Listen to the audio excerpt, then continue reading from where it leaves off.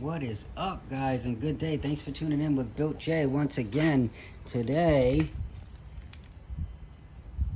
we have lower control arms on a 2005 Accord. I believe this works for 2003 to 2007. It may be slightly different, but that is the old control arm on the passenger side. As you can see, it was a nightmare, and I had to cut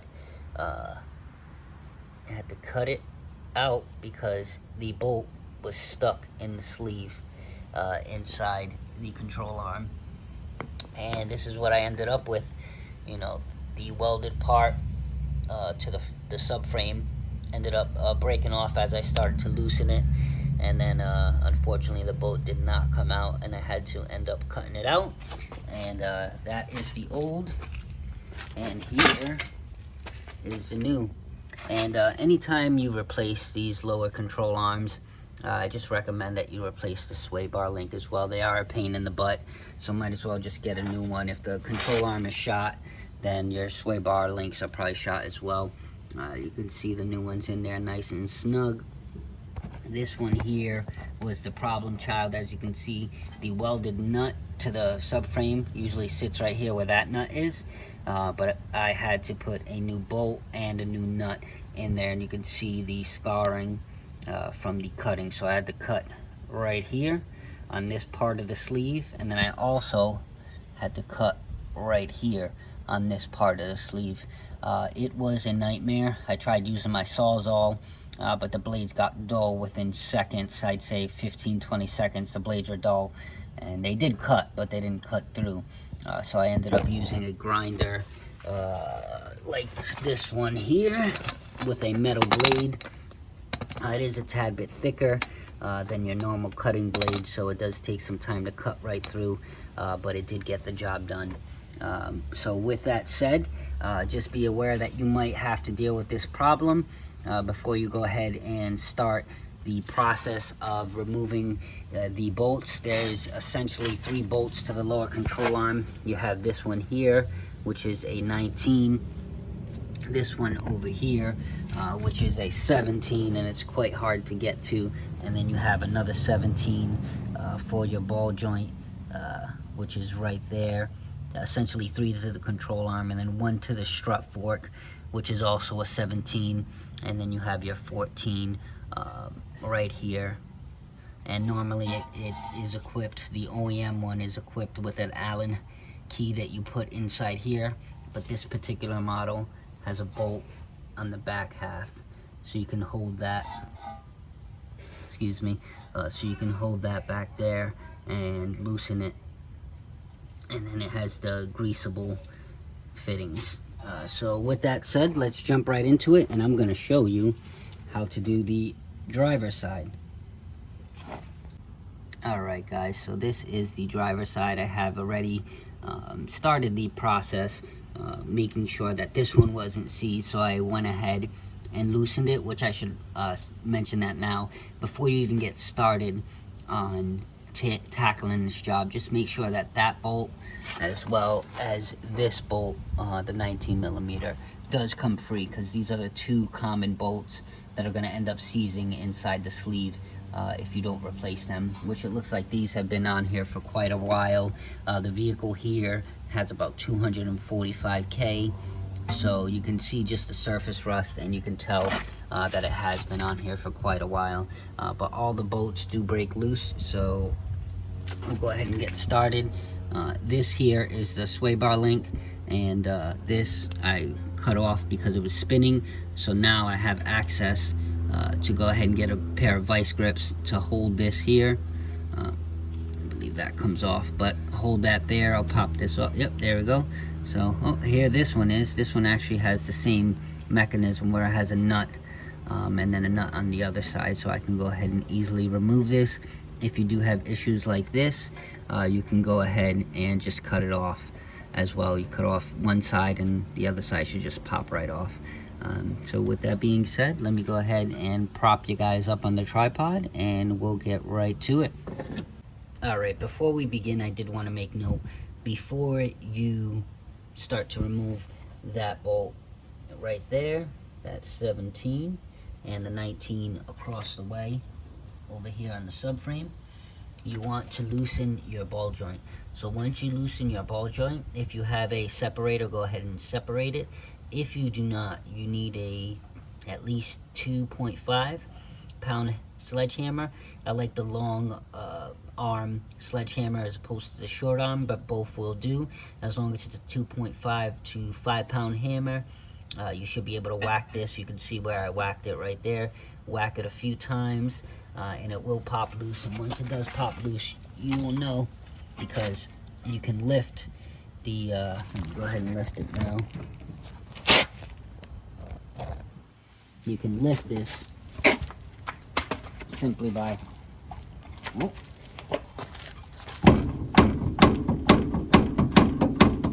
can see that is broken loose. So once that is broken loose, then you can go ahead and remove your strut bolt, remove your lower control arm bolt that connects to the subframe, and the other one that connects to the subframe, and of course don't forget your sway bar links. Like I said, replace them. You'll save more time and less headaches if you just replace them along with the lower control arms. They're kind of, in a sense, they're one component. I mean, I know they're two separate components, but if the lower control arm's bad, then it's safe to say that your sway bar link is bad. So you get a lot of clunking and clacking, so that would be a symptom of a bad sway bar or a lower control arm. So let's jump right into it. Okay, so I'll start with this one here.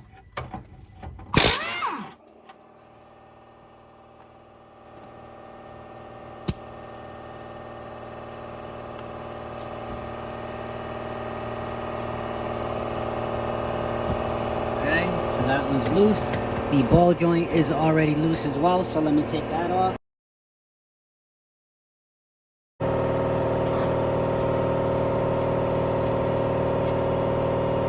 Okay, what I like to do is when I have all the bolts removed, you can see that the axle will move, and if it moves too much, then you will pop out the axle. So what I like to do is push it forward, and I'll show you, that way it don't move. I've seen some people remove the fork for the strut. You don't need to do that. Just be very careful, because you will pop the axle out if you remove the hub towards the camera or towards yourself. So let me go ahead and put a bungee cord to that.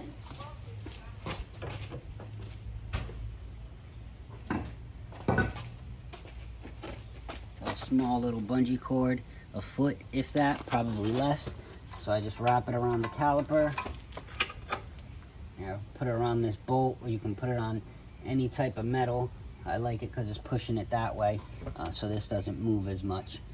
So what I'll do now is I'll pop the ball joint out. So we'll lift the knuckle along with the hub rotor assembly, so we'll lift that up, and then we should be able to get that ball joint out.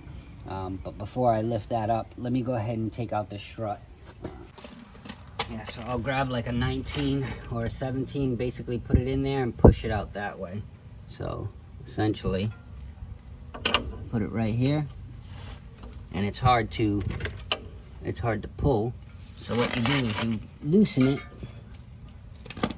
and as you're loosening it, you'll push outwards to remove it.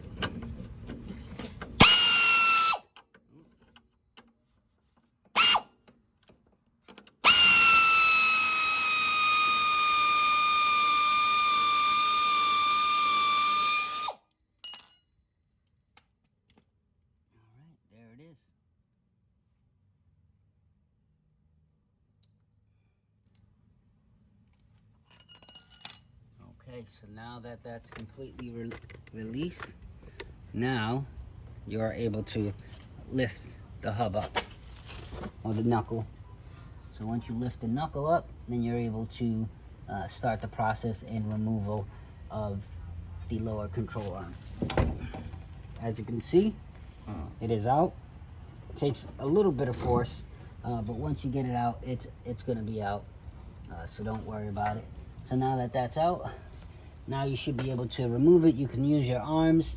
It should come out fairly easy, but if not, you can use a pry bar and it should come out. So I usually start with this side over here. I'll pull out, and then I'll pull out that way.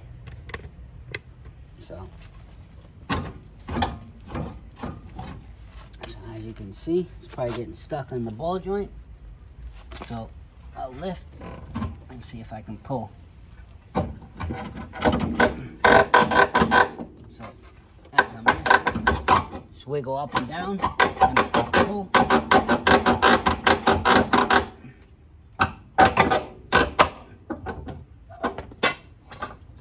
Alright, and as you can see, that is good. The axle is still in. Trust me, you will know when the axle pops out because it's going to be hard to get it back in.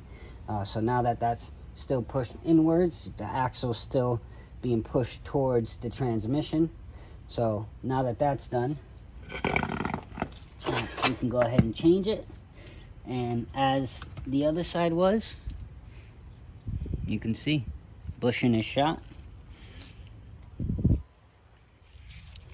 So anytime you press on the brake or press on the gas, you get a thunk, thunk, thunk. So this is no good. I mean, you can see the bushing's starting to dry rot. This one's okay. And this one's actually okay as well, but it is starting to dry rot and show signs of wear. But normally, this is the one that goes first.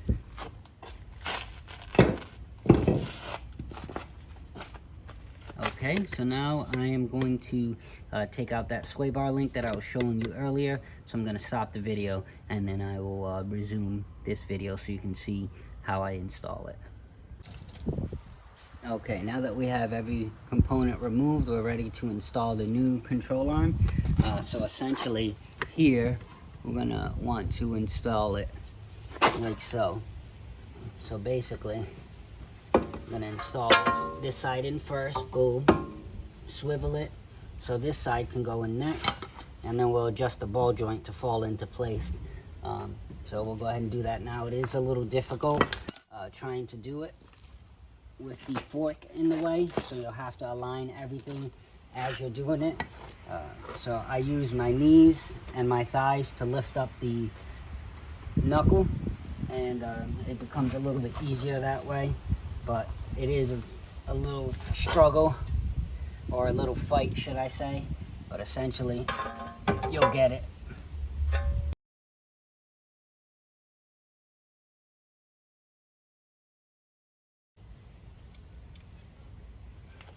You can tighten this up, but not all the way.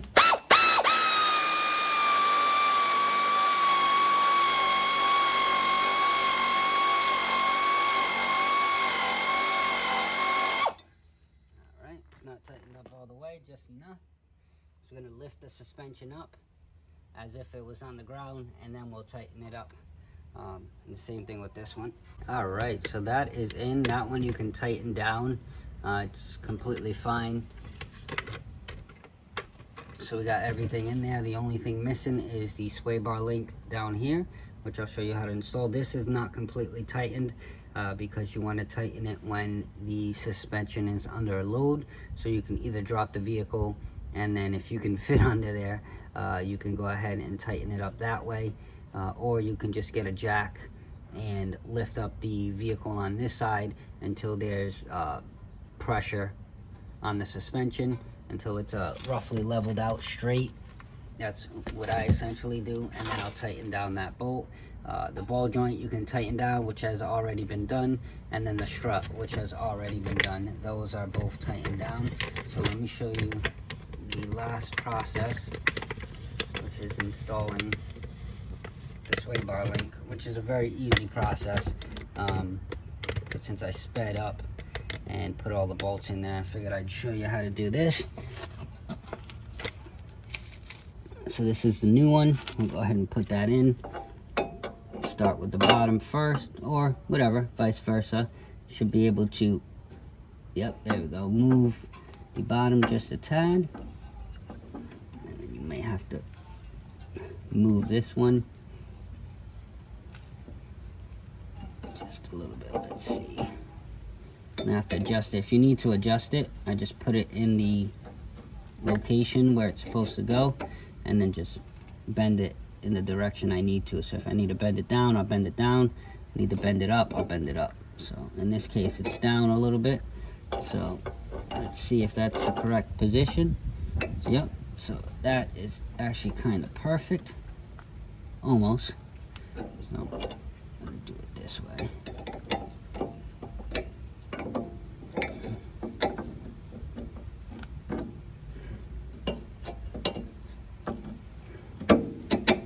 Go. All right, and once you get it in its position, you should be able to.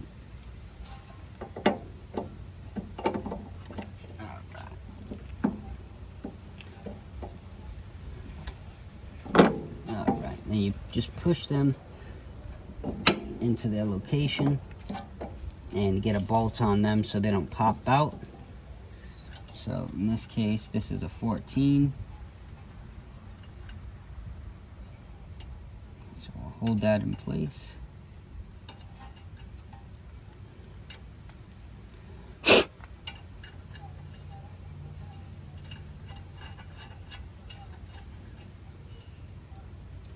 so we got one in.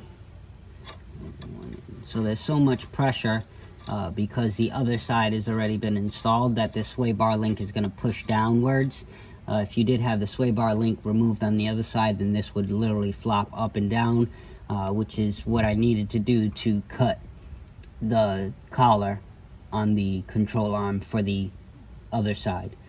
So keep that in mind when you do go to cut this. This is going to be in the way, so you need to remove both sway bar links so you can lift it up and out of the way. So now that that's all set, I'll grab my 14 and I'll start tightening.